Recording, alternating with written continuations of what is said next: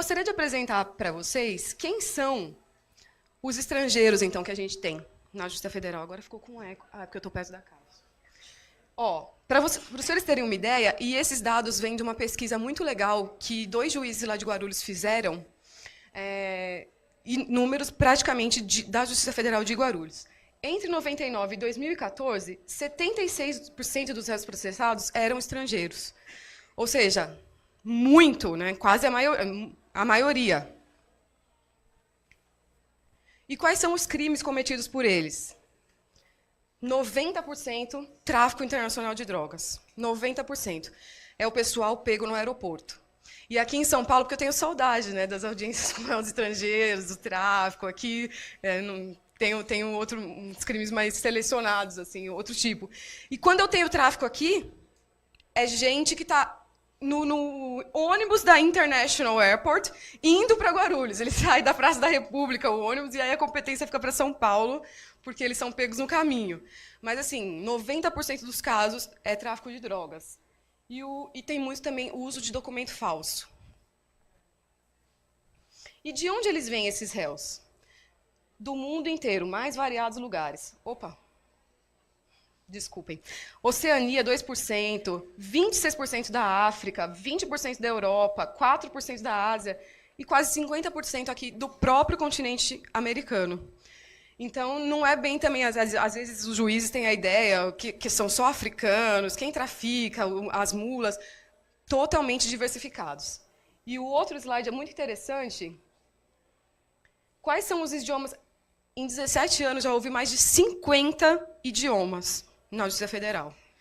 Então, imagina o nosso reles cadastro de intérpretes forenses, se a gente tem mal inglês, quanto mais 50 idiomas. Então, os mais comuns são inglês, espanhol, francês, alemão, italiano, árabe, mandarim, russo. Tem os idiomas que a gente chama de menor difusão, que são húngaro, romeno, estoniano, búlgaro, polonês, grego. Tudo isso aparece. E os exóticos, que às vezes aparecem, que é cantonês, variações do holandês. Gente, já aconteceu tanta situação assim, de chegar no meio da audiência, pega um intérprete de mandarim, chega lá na hora, eu vou sair de perto da caixa, chega lá na hora, eles começam a conversar, começa a audiência, começou a interpretação, o intérprete, excelência, não entendo o que ele está falando. O réu falava um dialeto, e ninguém sabia isso exatamente, então teve que cancelar a audiência porque era dialeto. Então, assim, temos necessidade de intérpretes de todos os idiomas, porque temos réus de todos os lugares do mundo. E o que acontece com quem é preso aqui no Brasil? Normalmente a pessoa é pega em flagrante, né? Cadê o nosso colaborador? Ah, temos o senhor Edi, que vai colaborar com a gente. Vai ser no nosso um mock trial vai ser bem real, gente. Uma pessoa, ele vai contar a história dele para vocês, muito legal a história, que já passou por isso na realidade. Então, a pessoa é presa em flagrante, normalmente no aeroporto, né, no caso de Guarulhos.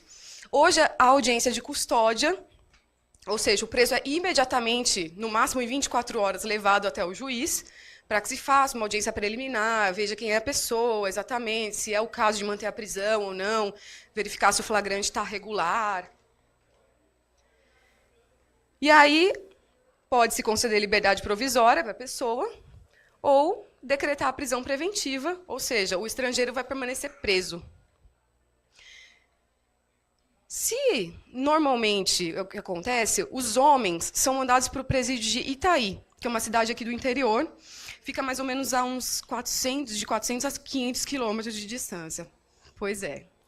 Então, imagina, eles vêm para o Brasil, ficam, normalmente, é a história das mulas, né? Eles estão em São Paulo, são contratados, vêm para o Brasil só para levar a droga para o aeroporto, ele já ia embora, ele não conhece ninguém, não tem onde ficar, aí ele é levado para uma cidade a 500 quilômetros.